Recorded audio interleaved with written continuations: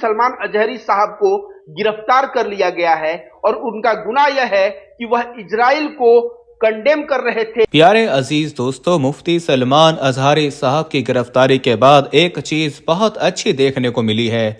वो ये है कि मुफ्ती सलमान अजहरी साहब की गिरफ्तारी के बाद कोई भी तबके का शख्स हो, कोई भी फिरके का शख्स हो, हर कोई मुफ्ती सलमान अजहरी साहब के साथ खड़ा है और उनका सपोर्ट कर रहा है। चाहे देवबंदी हो या वहाबी हो या अहले हदीस हो, किसी भी फिरके से ताल्लुक रखने वाला शख्स हो, हर शख्स जो है मुफ्ती सलमान अजहरी साहब के सपोर्ट में खड़ा है।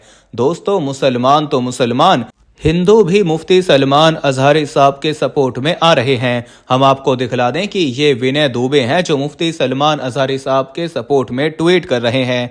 इनके अलावा एक हिंदू भाई ये हैं जो मुफ्ती सलमान अजहरी साहब के साथ खड़े हैं, उनका साथ देने के लिए वीडियो बनाकर डाल रहे हैं और मुफ्ती सलमान अजहरी साहब के सपोर्ट में वीडियो बना रहे हैं। आप इनकी वीडियो देखिए और इसके बाद एक अच्छा सा कमेंट इन हिंदू भाई के लिए जरूर कर देना। दोस्तों नमस्कार, मेरा नाम रविकांत भारती। आप सभी को बता दें कि मुफ्ती सलमान अजहरी साहब को गिरफ्तार कर लिया गया है और उनका गुनाह यह है कि वह इजराइल को कंडेम कर रहे थे और इजराइल के खिलाफ भाषण दे रहे थे।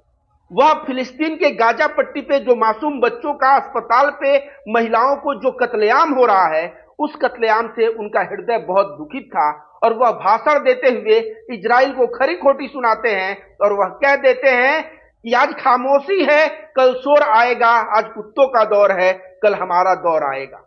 यह बात सलमान अजहरी इजराइल को टारगेट करते हुए उस भाषण में कहते हैं, लेकिन यही दो लाइन पीछे का शायरी में से काट के वायरल किया गया और बोला गया कि यह हिंदुस्तान के खिलाफ बोल रहे हैं, हिंदुओं के खिलाफ बोल रहे हैं। और उसके बाद गुजरात एटीएस आया, इनको अपने घर पे नजरबंद किया 10 घंटे और उसके बाद गिरफ्तार करके महाराष्ट्र पुलिस के साथ गुजरात एटीएस इनको महाराष्ट्र के थाने में लेके गया और फिर महाराष्ट्र का थाना जो है, वहां थाना से लेके कहां चले गए, यह जूनागढ़ गुजरात के लिए इनको लेके प्रस्थान कर गए। अब मुफ्ती सलमान अजहरी ने जो इजराइल को टारगेट किया था, क्या इसके पहले हिंदुस्तान में इजराइल को कोई टारगेट नहीं किया है?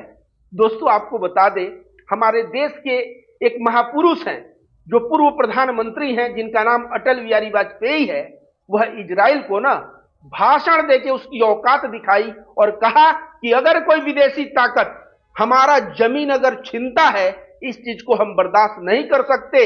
ठीक उसी प्रकार फिलिस्तीन का जमीन जब हम अपने लिए बर्दाश्त नहीं कर सकते तो दूसरे के लिए भी नहीं। अगर फिलिस्तीन का जमीन इजराइल ने लिया है तो इजराइल को वह जमीन छोड़ना पड़ेगा। और अटल बिहारी वाजपेयी ने इजराइल का विरोध किया था। तो इजराइल का विरोध करना क्या गलत है? आप बताइए, क्या इजराइल जो है अमानवीय घटना नहीं कर रहा है? इजराइल जो है 2 वर्ष 4 वर्ष के बच्चों को मार रहा है। कल जो है एक बच्चा बंदूक के साथ, वो जो खिलौना वाला बंदूक प्लास्टिक का होता है ना, 4 वर्ष का छोटा सा मासूम बच्चा उसके साथ खेल रहा था वेस्ट बैंक फिलिस्तीन में। वहां से उसको पूरा आर्मी पहुंचता है, उसके घर को ध्वस्त करने का प्रयास करता है और बच्चे को गिरफ्तार करके लाता है। इजराइल मासूमों पे अत्याचार कर रहा है कि नहीं, महिलाओं पे अत्याचार कर रहा है कि नहीं? अभी तक गाजा पट्टी पे लाखों लाख लोग मारे गए और पूरा विश्व मुख दर्शक बन के देख रहा है। यूनाइटेड नेशन, आपको बता दे दोस्तों, यूनाइटेड नेशन के बहुत सारे लोग वहां मदद करने गए थे, उनको मार चुका है। बहुत सारे यूनाइटेड नेशन के कार्यकर्ता मारे गए हैं। ये तो छोड़िए, बहुत सारे पत्रकार मारे गए हैं। और इस तरह से इजराइल जो टारगेट कर रहा है, यह पूरे विश्व के मानवता, अगर आप मानव हैं तो उसके ऊपर कलंक है। और उसके खिलाफ बोलते हुए मुफ्ती सलमान अजहरी ने इजराइल के लिए, अगर वहां के हुक्मरानों के लिए अगर कुत्ता शब्द का प्रयोग किया तो क्या गलत किया? वहां पे गलत कुछ नहीं किया, क्योंकि समझिए सलमान अजहरी से समस्या क्या है। यति नरसिंहानंद नामक कुकुर को तो आप लोग जानते होंगे, यति नरसिंहानंद सरस्वती नाम था उसका। जब नूपुर शर्मा का प्रॉफेट मोहम्मद के ऊपर बयान आया था तो यति नरसिंहानंद सरस्वती कहता है कि जो नूपुर शर्मा बोली है वह किताबों में लिखा हुआ है, कुरान में लिखा हुआ है। मैं कुरान सीडी उडी सब लेके आ रहा हूं जामा मस्जिद। 17 जून को 2022 की बात है, 17 जून को इंडिया का कोई भी इस्लामिक स्कॉलर, मौलाना, मुफ्ती, किसी में अगर हिम्मत है तो आ जाए और मेरे साथ डिबेट कर ले।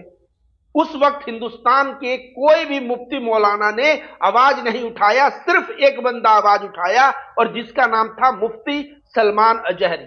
और यह बोले कि मुझे चैलेंज कबूल है, मैं 17 जून को आऊंगा, तू किताब लेके आना, सीडी लेके आना और तू प्रमाणित करना। यह 17 जून को जामा मस्जिद दिल्ली पहुंचे, बहुत भव्य इनका स्वागत हुआ। यति नरसिंहानंद का इंतजार होता रहा। यति नरसिंहानंद वो पता नहीं, वो दासना मंदिर से भी उस दिन भाग गया होगा, मुझे लगता है। जामा मस्जिद आने की तो बात छोड़िए। उसके बाद पूरे सोशल मीडिया पे ट्रोल हुआ यति नरसिंहानंद, और सलमान अजहरी की हर एक जगह तारीफ हुई, क्योंकि यति नरसिंहानंद वही शख्स है कि जो आए दिन नरसंहार के लिए भाषण देता फिरता था, मुसलमानों के नरसंहार के लिए, उसको औकात दिखाया। आज यति नरसिंहानंद मार्केट से गायब है। क्यों गायब है पता है? क्योंकि हिंदू लोग भी जो होते हैं ना, यति नरसिंहानंद के चेले चपाड़े, जो नकली नफरती, वे लोग भी देखते हैं कि अगर सामने वाले में दम नहीं है तो उसके साथ खड़ा नहीं होते, उसके साथ खड़ा होना छोड़ दिए, उसका वीडियो शेयर करना बंद कर दिए। यति नरसिंहानंद का आप बताइए, 17 जून 2022 के बाद एक भी वीडियो वायरल होता आपने नहीं देखा होगा। तो यति नरसिंहानंद का जो दुकान था ना, जो सोशल मीडिया पे नफरत की दुकान चलाता था, उस दुकान को बंद किसने किया? मुफ्ती सलमान अजहरी ने बंद किया। आगे दोस्तों आपको बताते हैं, क्या मुफ्ती सलमान अजहरी सही में एक आतंकवादी प्रवृत्ति का व्यक्ति है? क्या वह हिंसा को प्रमोट करता है? तो जाके उनके दो चार ना स्पीच सुनिए, उपदेश सुनिए। मोहम्मद साहब के जिंदगी से अच्छाइयों को खोज खोज के वह बताते हैं कि प्रॉफेट मोहम्मद साहब ऐसे थे, वैसे थे, ये थे, वो थे। आप भी दूसरे का सेवा करिए, दूसरों के लिए जिए, अगर पड़ोसी भूखा रहे तो उसको खाना खिलाइए, अपने लिए क्या जीना। और इस तरह जो है प्रॉफेट मोहम्मद के मार्ग पे चल के पूरे मानवता की सेवा करने की बात ये करते हैं। जैसे मुफ्ती सलमान अजहरी साहब को मैं कह दूं, जो सुन रहे हैं लोग, जैसे हिंदू धर्म में कोई साधु सन्यासी होता है ना, अब नकली ढोंगी साधु की बात मैं नहीं कर रहा हूं, जो असली साधु जैसे देवरावा बाबा थे, त्रैलंग स्वामी 280 वर्ष तक जिए थे, वह बनारस में चलते थे तो उनको कहा जाता था साक्षात भगवान शिव हैं। इस तरह त्रैलंग स्वामी, योगानंद थे, युक्तेश्वर गिरी थे, लहरी महाराज थे, अभी अड़गड़ानंद महाराज जी जो छत्तीसगढ़ मिर्जापुर में हैं।